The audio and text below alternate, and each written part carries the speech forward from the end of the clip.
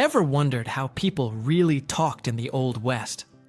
Forget the movie cliches. The real frontier was full of strange, funny, and unbelievably creative slang.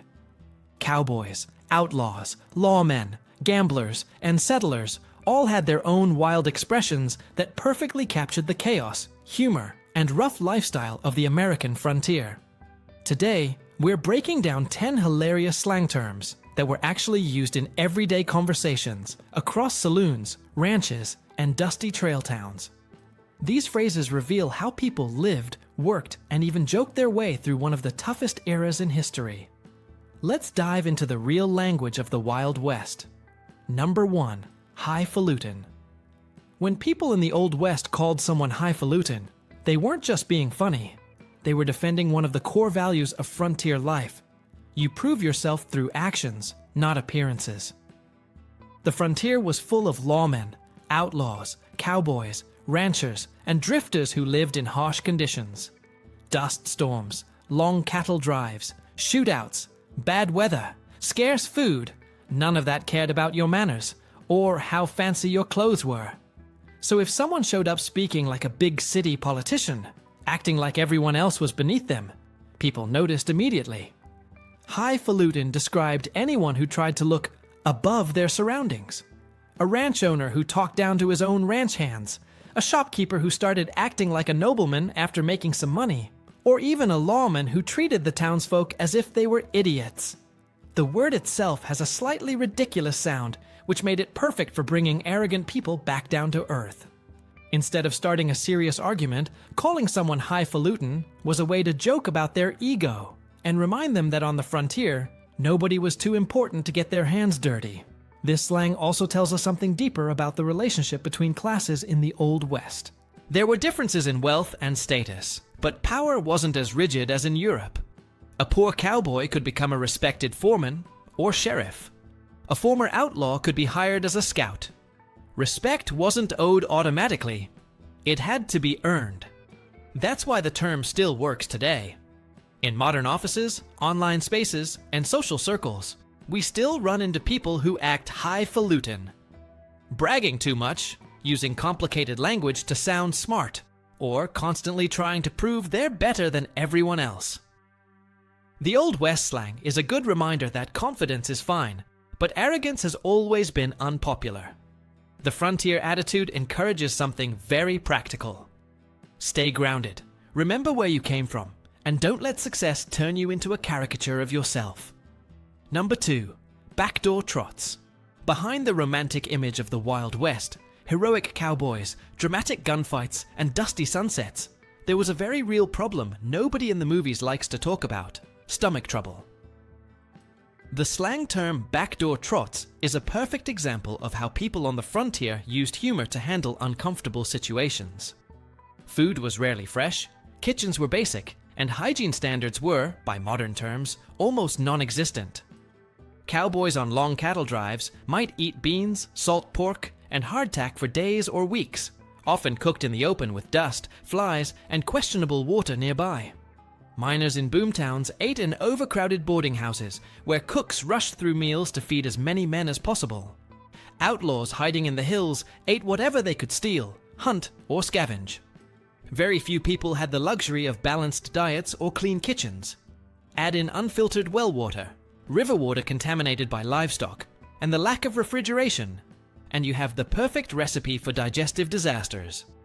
Instead of using medical terms, people called it the backdoor trots, a darkly humorous way to describe a mad dash to the outhouse. It turned an unpleasant, embarrassing problem into something people could laugh about together. This slang also hints at another underrated part of frontier life: resilience. There were no pharmacies on every corner, and no easy access to doctors in many areas. People expected to feel sick sometimes. They didn't obsess over it. They dealt with it, joked about it, and moved on. Today, the idea still connects with modern life in a more general way.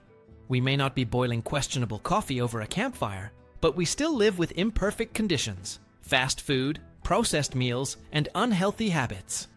The Old West reminds us that our bodies respond to what we put into them.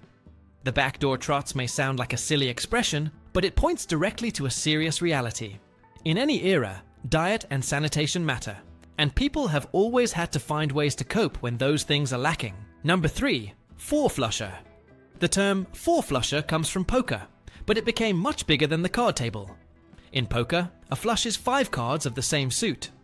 4 cards of the same suit, a four-flush, looks promising, but isn't actually worth much without that 5th card. A four-flusher was originally someone trying to bluff, acting like they had a full winning hand when they didn't. On the frontier, bluffing at cards could win you money, but bluffing in life could get you into real trouble. The Old West was full of uncertain identities. Outlaws pretending to be honest ranch hands, drifters claiming to be war heroes, and self-appointed experts in cattle, mining, or guns who weren't nearly as skilled as they claimed. In a world where people depended on each other to survive, being exposed as a fraud could destroy your reputation quickly. That's why the word four-flusher began to apply to anyone who talked big but couldn't back it up. If a cowboy bragged that he could break the wildest horse on the ranch but got thrown in seconds, he was a four-flusher. If a gambler promised he never cheated but always seemed to get lucky in suspicious ways, people started using that label. Even some lawmen fell into this category, men who wore a badge, talked tough, but disappeared when real danger appeared. The insult carried real weight because honesty and reliability were critical to survival. On the frontier, you might need your neighbor's help during a storm, a cattle stampede, or a conflict with outlaws. Nobody wanted to rely on someone who was all talk and no substance. This is where the term still speaks to modern life. Today, we see four-flushers in many places. Online influencers exaggerating their success, co-workers taking credit for others' work, or people pretending to know more than they actually do. The Old West slang suggests a simple lesson. Reputation is not just about what you say, but what you consistently do. If your hand doesn't match your claims, people will eventually see through the bluff. Number 4.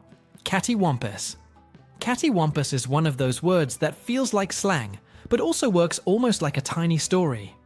It describes something that's off, tilted, misaligned, out of order, or just not the way it's supposed to be. On the frontier, this word could apply to almost anything. A cattywampus wagon wheel might wobble dangerously on a rocky trail. A cattywampus fence might lean so badly that cattle could push through it. A cowboy's saddle-sitting cattywampus could cause pain, or even an accident during a long ride. The word itself probably developed from a mix of dialects carried west by settlers from the American South, Scotland, Ireland, and rural parts of the East. These people blended their vocabulary into a new, flexible frontier English that didn't care much about rules, but cared a lot about being expressive and practical. Cattywampus was short, funny, and very clear in meaning. Perfect for daily speech. What makes it valuable today is not just its history, but how it reflects a way of thinking. On the frontier, people expected things to go wrong. Weather ruined crops, animals escaped, wagons broke, guns jammed, and plans fell apart for reasons nobody could control. Instead of describing every situation with technical terms, they used colorful words like cattywampus to keep some humor in their problems.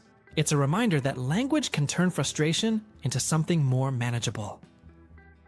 In modern life, we face our own version of cattywampus moments. Broken technology, messy schedules, unexpected delays, or plans that don't go the way we imagined. Using a playful word doesn't fix the problem, but it changes how we react to it. The frontier attitude behind cattywampus suggests that instead of panicking every time things go sideways, it's healthier to acknowledge the chaos, adjust, and keep moving. It's a simple, almost philosophical reminder hidden inside a funny little slang term. Number 5. Prairie coal and prairie oysters. Prairie coal and prairie oysters sound like menu items from a strange restaurant, but they actually reveal how resourceful and practical people in the Old West had to be. Prairie coal was the polite name for dried cow manure. In the treeless plains, wood was scarce and often more valuable for building than for burning. Settlers quickly discovered that dried manure, if properly collected and stacked, burned steadily and could keep a stove or campfire going long enough to cook meals and heat small homes. It wasn't glamorous, but it was available, renewable, and essential. Calling it prairie coal gave it a slightly humorous, almost dignified twist, turning something unpleasant into something respectable and useful. Prairie oysters, on the other hand, were a food. Calf testicles, cleaned, often breaded and fried in a pan. Ranchers and cowboys didn't like waste. When animals were castrated as part of herd management, this byproduct became a dish. In many ranching communities, prairie oysters were considered a local specialty, sometimes even a celebratory food during branding or roundup seasons. Again, the slang name helped people talk more comfortably about something that might otherwise sound unappetizing. These terms show how frontier slang wasn't just about jokes. It was a form of mental survival. The environment was tough: long winters, scarce fuel, and limited food options. By renaming things in a clever way, people reshaped their experience. Burning manure didn't feel quite as bad if you called it coal. Eating an organ dish didn't seem as strange if you compared it to oysters. At a deeper level, this kind of slang encourages a mindset that's still useful today. Make the best of what you have. Modern life, especially in cities, gives us the illusion that everything is always available in perfect form, clean, packaged, and ready. The Old West reminds us that comfort often starts with creativity and attitude, not with luxury. Looking at prairie coal and prairie oysters, we see how people turned scarcity into stability, using ingenuity, cooperation, and a sense of humor. And that's one of the most valuable lessons hidden in Old West slang. Even when conditions are rough, you can still choose how you name, frame, and face your reality. Number 6. California widow. The slang term California widow may sound playful, but it reveals a powerful truth about daily life during westward expansion. When men left their homes to chase opportunity in the West, whether it was gold in California, cattle work in Texas, railroad jobs, or even outlaw freedom, they almost always promised their wives they would return as soon as things became stable. But stability was rare on the frontier.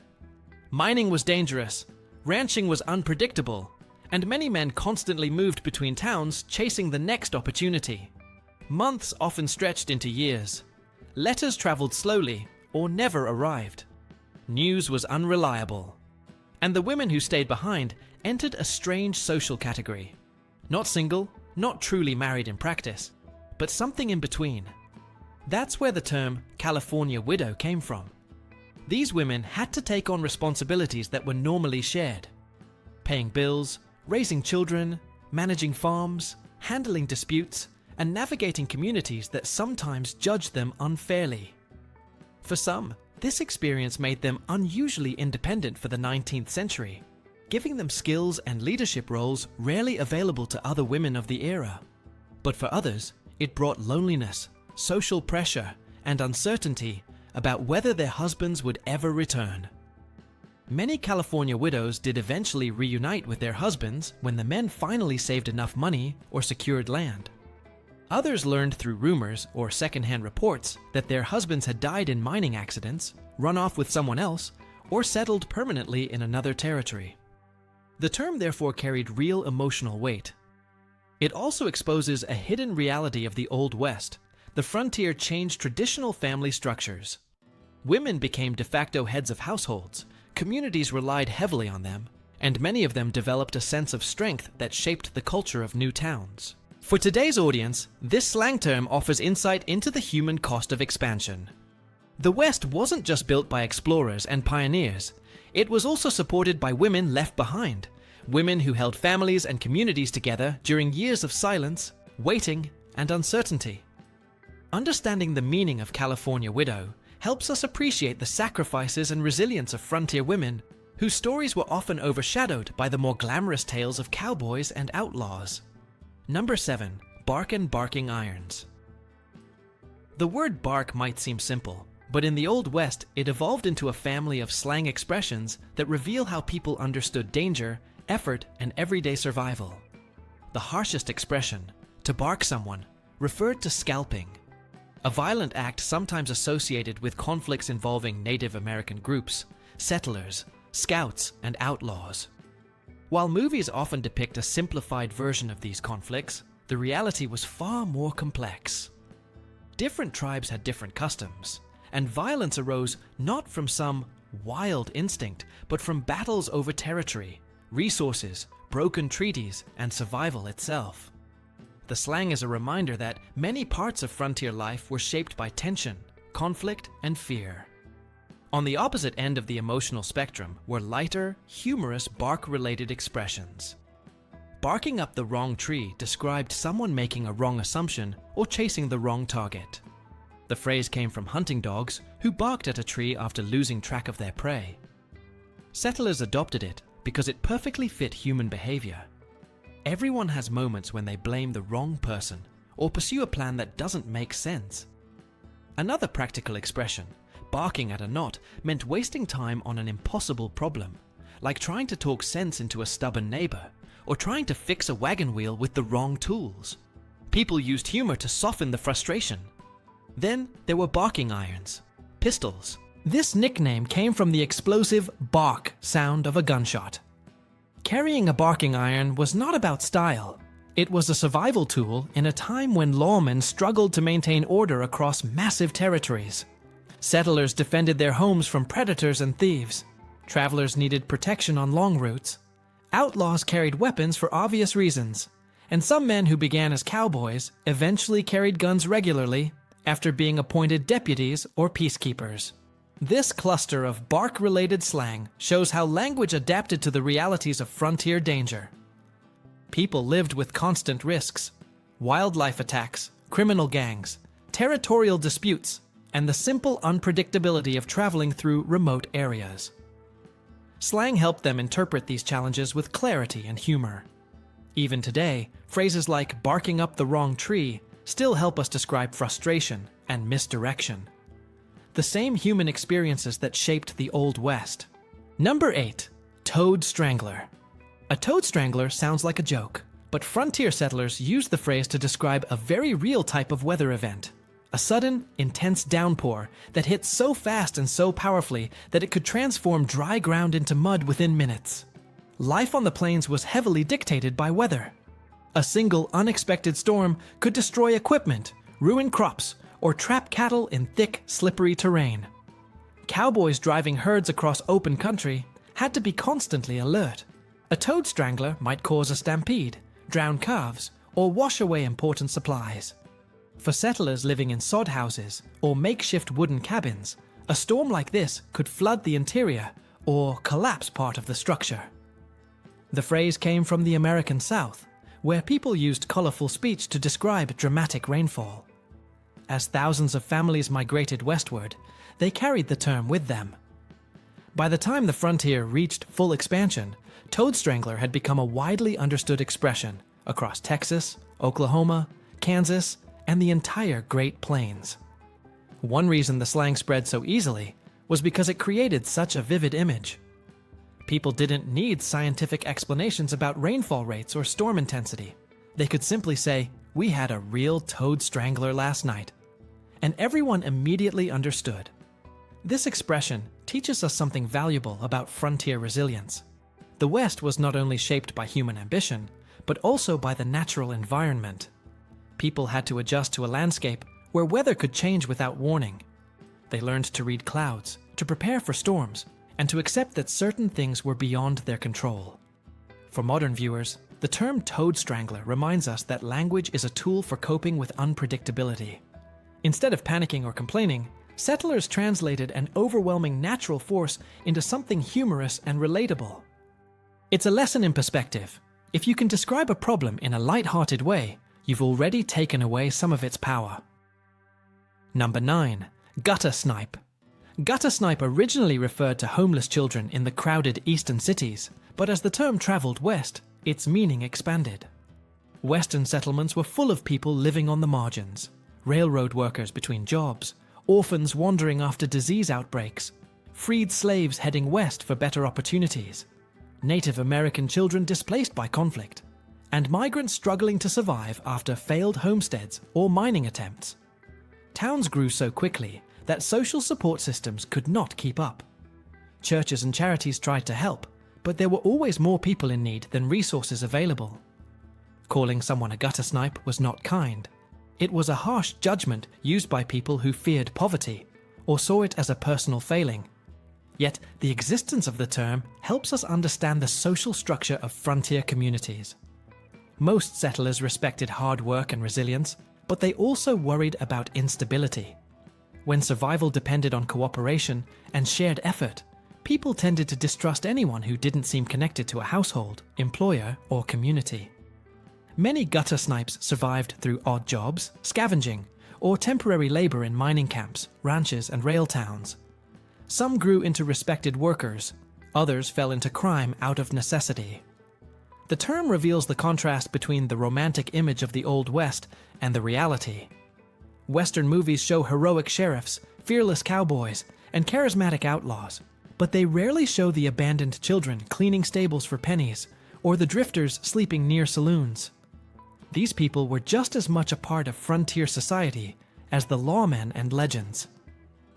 Understanding the slang reminds us not to overlook the invisible population in historical stories: the poor, the displaced, and the struggling. Their experiences shaped towns just as much as gunfighters and cattle barons did. The term gutter snipe may be unpleasant, but it gives us a fuller, more honest picture of the frontier's social landscape. Number 10. 40-rod whiskey. Whiskey culture in the Old West was more than entertainment. It was a survival mechanism, a social ritual, and a source of endless folklore. Saloons were the heart of most frontier towns. They weren't just bars. They were post offices, meeting halls, gambling centers, hiring hubs, and sometimes makeshift courts. After long days of physical labor, or stressful encounters, whiskey offered warmth and a quick escape. But not all whiskey was created equal. Much of it was homemade, poorly distilled, or mixed with questionable ingredients like kerosene, tobacco juice, pepper, or even rattlesnake heads for flavor. That's where the slang came from. Red-eye meant a harsh whiskey that burned. Bug juice described cheap liquor with unpredictable effects. Scamper juice was the kind that made a person feel bold enough to act recklessly, often leading to fights or impulsive decisions. But the most famous term, 40-rod whiskey, stood above them all. The joke claimed that after one drink, you could walk 40 rods, about 660 feet, but no farther. Other jokes claimed the opposite, that if you drank it, someone else would have to drag you 40 rods just to get you home. This slang highlights how people used humor to navigate danger. Bad whiskey could cause blindness, sickness, or violent reactions, but instead of avoiding it, people joked about its strength and mythology. In a world without medical regulation, where saloons often brewed their own liquor, humor was one of the few ways to acknowledge the risks without losing the sense of camaraderie that saloons provided. The phrase also speaks to the rugged social life of the West. Lawmen, ranchers, cowboys, miners, and even outlaws gathered in saloons not just to drink, but to exchange news, negotiate work, settle disputes, and build relationships. Whiskey fueled stories, arguments, friendships, and conflicts. Slang like 40-rod didn't just describe alcohol, it described the culture built around it. For modern viewers, the term is a reminder of how communities use humor to handle risky or uncomfortable realities. The Old West wasn't glamorous, but people found ways to make even dangerous whiskey into a shared joke that strengthened their bond. Understanding slang like 40-rod gives us a clearer picture of real frontier life. Gritty, unpredictable, and held together by the language people used to make sense of it all.